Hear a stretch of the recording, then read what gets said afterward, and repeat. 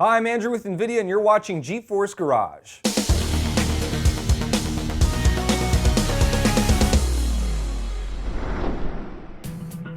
There are a million ways to customize your PC case to make it exactly how you want it. But today we're going to show you the biggest bang for your buck mod. With a weekend and a couple of cans of spray paint, you can personalize your PC case and turn it into something really cool. Later on in this series of GeForce Garage, we're going to show you how to finalize the paint with some really cool detailed airbrushing. But even if you want to go full 3-wolf moon, you still need a nice base coat to match your theme. Here with me in the garage studio is Dwayne Carroll, legendary modder from moddersinc.com, to show us the ropes on painting our case. Painting a case is not all just aiming spray paint cans at it and hoping that it turns out right. There's a method to this madness, right? If you follow certain steps and do certain things, and if you hit those steps and do them correctly, you're going to come out with a great finish on your case. Okay. And that's what I'm going to show you how to do. Awesome. And of course, we're not going to be painting in a closed environment like the GeForce Garage studio, right? That's correct. You need to work in a well-ventilated area. So for the demonstrations and stuff, we're going to head outside.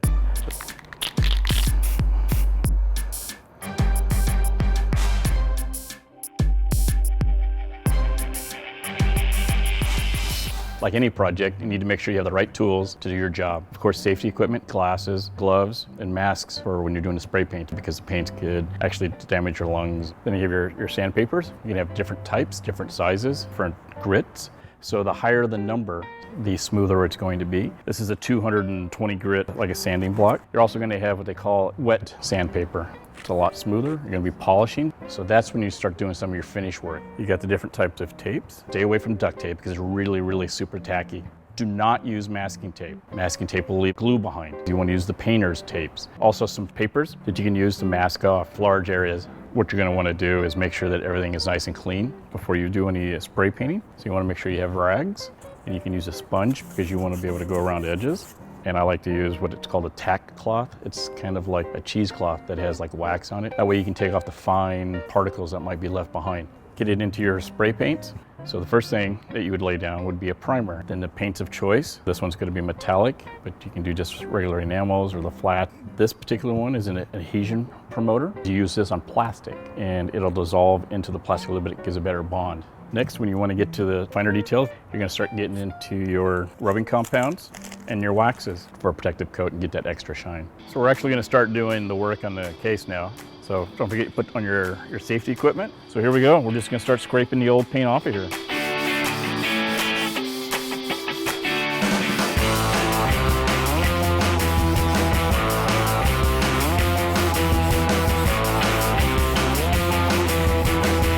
Doing the same thing on the sides. Every once in a while, I want to make sure you clean it off. Like I noticed I missed a little bit here, and then we'll be ready to put some tape on here. So all we want to do is make sure that we're covering the area that we don't want to get paint on. So let's say we want to get underneath this lip here. We want to go right up to the edge that's underneath here. Make sure it's nice and flat. I'll tell you right now that paint will find its way into any space. The smaller tape, do a little crease. Put it underneath. So when I crease it, I'm actually getting the tape to stick on this flat side, and then it's the flat side of the tab. So I'm doing two things in one step. I do want to paint this side because when it's sliding in the case, you're going to see probably sometimes a crack. You might as well have paint all the way around, but we don't want to do the actual backside panel. Save a little time and save a lot of tape. Get the paper that I had out before, lay it down where you want it. You can cut it to size, and you can do the same thing for the next one. Cut it a little short down here. You can see that I didn't tape this edge of it. This part of the handle is going to be sticking out. I just want to paint the back side of the handle.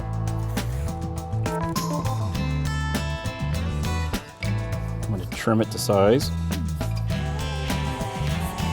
And then I'm going to take my razor knife. It's just one of those small fine details that really set your case apart, because when you look on the side of the case, you're going to see this part of the handle. We get it all taped off, and now I want to make sure that the panel is nice and clean. Take the panels and wash them. It's a little bit of soap and water. Just kind of wipe off as much water as you can and let it dry. It's got to be dry because the primer, if it finds any water, it's just not going to stick. You're going to get bubbles. You're going to get bad results. Take a micro rag. I'm going to go over all the edges.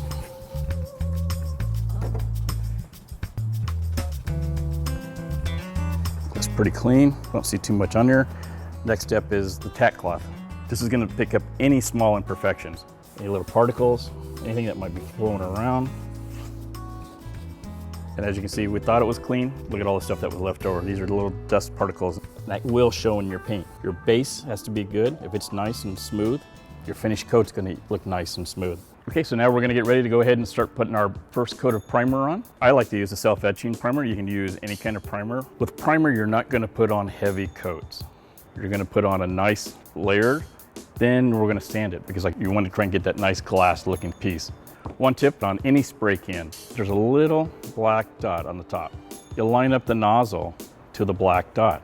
Because when you're holding the can to spray it, the pickup tube inside the paint is actually curved. So when you're holding it this way, you're always constantly in the paint. Because if it went the other direction, you can be going spraying along and all of a sudden you're spitting out nothing but junk. So make sure that you shake and mix it very well. We're ready to lay some primer down. The coat hanger, I like to make sure that the product is hanging, is that when you're spraying your primer or even your paints, sometimes you'll get some spitting out of this. Some paint will actually collect on the nozzle. Sometimes we'll spit out and put little droplets out. If you're holding it in the horizontal position and you're spraying it, it's going to spray it onto the surface. You don't want that to happen. That's why make sure that it's in a hanging position so that if it were to happen, it's going to fall before it hits the product. You want to make sure that you put your primer and your paints onto the hardest and places that you're going to shoot first. We don't want any overspray to happen on the front side. Give it a couple of test shots, making sure that the nozzle's not clogged up. Looking good. And now we'll start laying it down. You want to do nice, even strokes.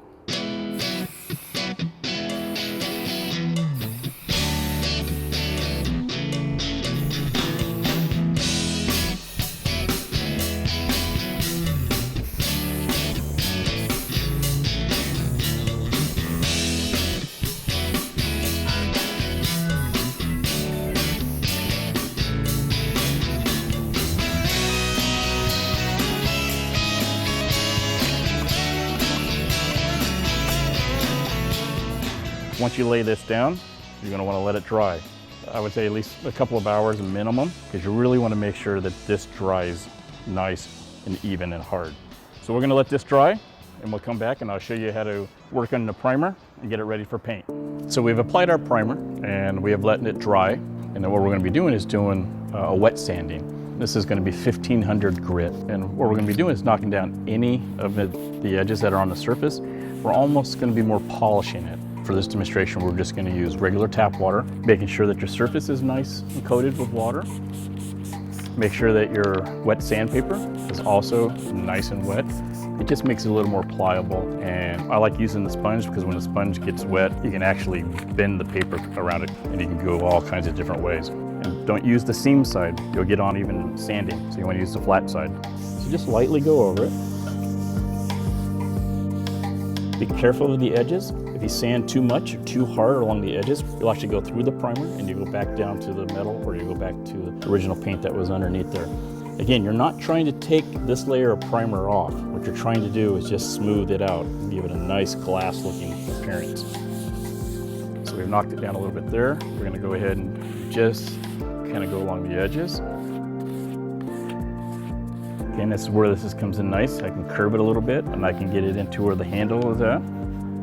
And you're done. Put some more water on there. Do a little bit more sanding.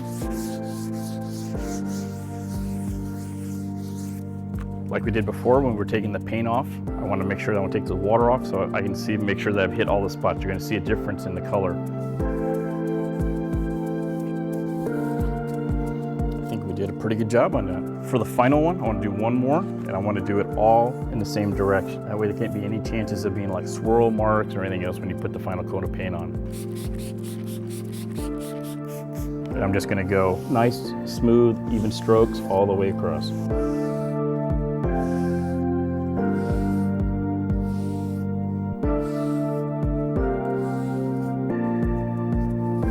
Clean it up. Look across the surface. You can see if you see any scratches, see any imperfections, or any other places you can go back and sand. And as you can see, it's already drying. And you can see the color changes that are already starting to happen. So we can see that we've done a really good job of sanding this down. So now that we have the panel, it's all been nice and dry. What we're going to do is start applying the paints. What we're going to be using is going to be a metallic paint. One of the things you got to remember is it's got those little pieces of metal floating around into it, and it gives it a metallic look. Just make sure that you mix the paint up really, really good, You might even want to flip it over and clean out the nozzle, because you'll get a much better finish out of it that way. You want to get that nice even stroke when you're going across it.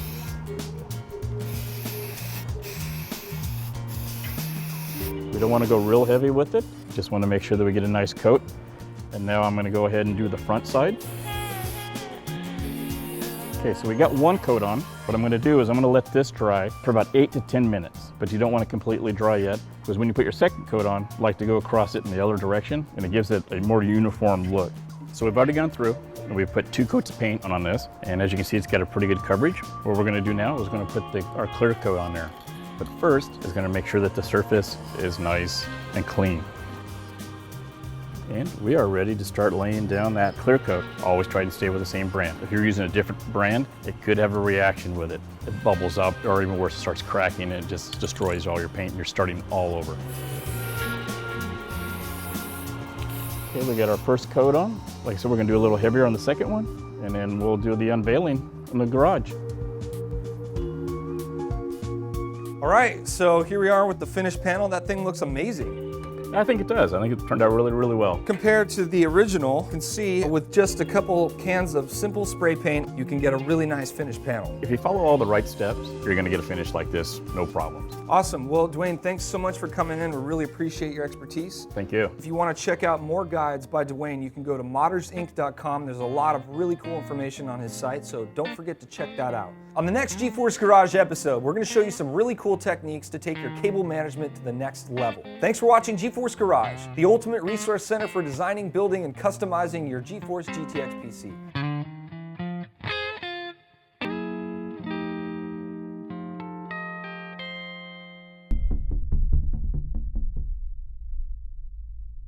If you're looking for more awesome GeForce Garage videos, be sure to check the links right here, and of course, if you haven't subscribed to the GeForce.com channel, click the subscribe button on the bottom right-hand corner of your screen, also known as on the left of the video corner of the screen. No big deal. And if you haven't liked us on Facebook, boop, click right there. Boop, boop, boop.